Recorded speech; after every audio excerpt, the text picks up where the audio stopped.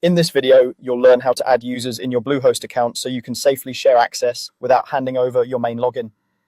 This is really useful if you're working with a developer, a designer, or anyone who needs to help manage your site. Let's start from your Bluehost dashboard. Once you're logged in, you'll land on the main home screen where you can see your websites and hosting details. Take a moment to make sure you're in the correct account, especially if you manage more than one.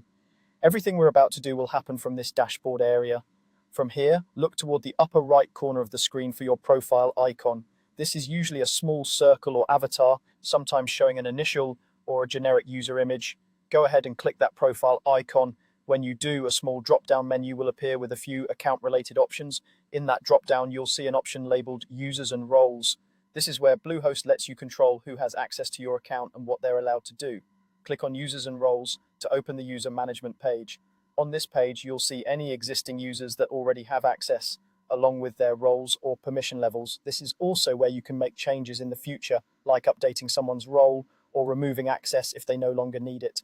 For now, we're going to focus on adding a new user. Look for a button or link that says Manage Users or Add Users. Depending on your interface, the wording might vary slightly, but it will be clearly related to user management.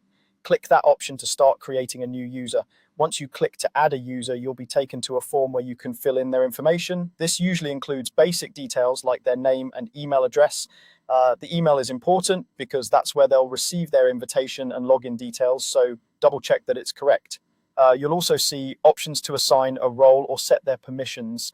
Take a moment here to think about what this person actually needs to do. For example, if they're a developer, they might need access to files, databases, or site settings. If they're just helping with content, a more limited role might be enough. Giving the right role is a good security practice and helps protect your account. As you fill in the fields, keep things simple and clear. Use a name that you'll recognize later and make sure the email is active. If there are any optional notes or labels, you can use those to remind yourself why you added this user. When everything looks good, confirm or save the new user.